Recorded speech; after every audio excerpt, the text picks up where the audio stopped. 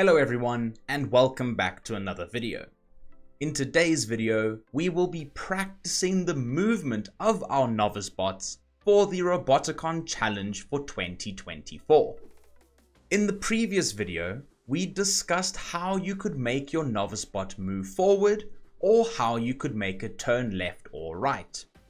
We then discussed how you could very carefully control how far your Novice bot will move forward or how far it will turn to the left or right. We said that if you want your Novice bot to move forward, you would use something like move forward at power level 1 for 0.6 seconds. The things that are going to determine how far our Novice bot moves are the power level and the wait seconds. If you increase either of these, it will move further forward. If you decrease either of these, it won't move as far. Remember that I would recommend that you leave the power level at 1 and play around with your wait seconds. Increasing your power level will decrease your accuracy and increase your speed. But we said that speed doesn't matter, and this is why you should leave it at power level 1. If you want to turn your Novice bot, we would use something like rotate left at power level 1 for 0.4 seconds. The same thing applies. If we increase either of these numbers, it will turn further. If we decrease either of these numbers, it will turn less. So let's set up an example and see if we can practice the movement on our Novice bots to go through 2 sets of points. So here I have my Novice bot, as well as 2 3D printed rocks, which I am going to use as a gate that I am going to try and drive through. The first thing I would recommend doing is planning out your route first, and then tinkering with your wait seconds later. From here, I'm going to want my Novice bot to turn to the left just a little bit, move forward until it gets to around about here. Then I'm going to want it to turn a little bit back to the right and then go forward again.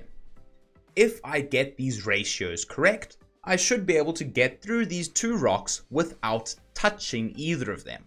So let's jump on over to Resli to see if we can get our code working. So if I remember my sequence correctly, it is turn left, go forward, turn right, go forward. So I'm going to go to Novice, I'm going to get a rotate left at power level 1, and then I'm going to get a wait seconds block. Now because this is a very short turn, I'm going to make this a very small number like 0.1. After I do some testing, I will be able to see if this number is too small or too big. Then I want to go forward at power level 1 for a certain amount of time. I'm going to start with 1.5 seconds and then I will take it from there.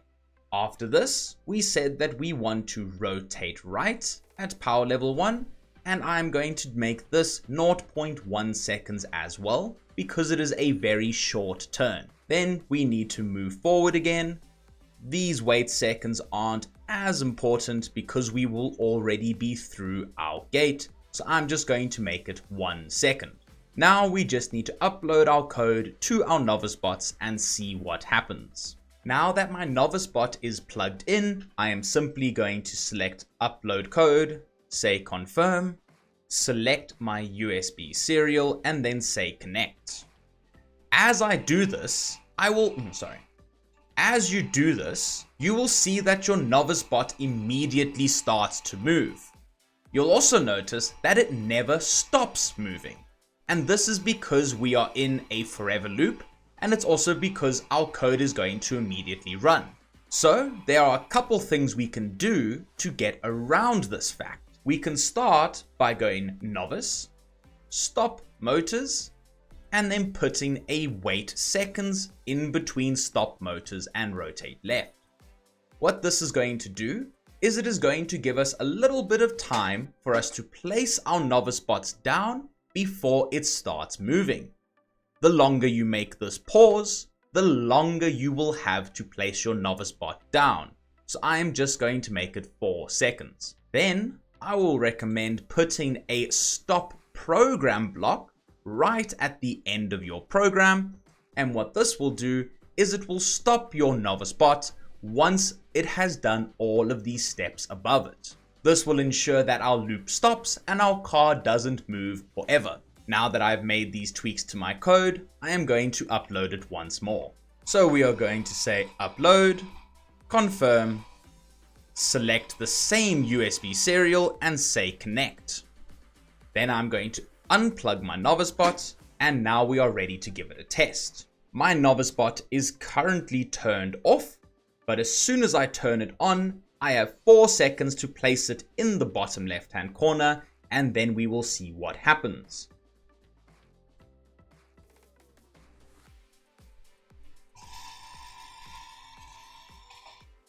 So from that, we can see that our left turn was not quite enough. And we can also see that we didn't quite go far enough. So I'm going to increase this from 0.1 to 0.2, and I'm going to do the same thing to my rotate right. Then I will increase my go forward to around 2 seconds, and let's see how that works. So I'm just going to pick up my Novice bot and place my rock back where it was. This is important. If you change where you need to go, then it isn't going to be an accurate representation of how your code is working. So be sure to place whatever you are using as a gate exactly where it was before you moved them if your Novice bot did drive into it like mine did. So let's plug in our Novice bots, say upload, confirm, select the same port and say connect. Then unplug your Novice bots, turn them off, turn them on, and place it down once more.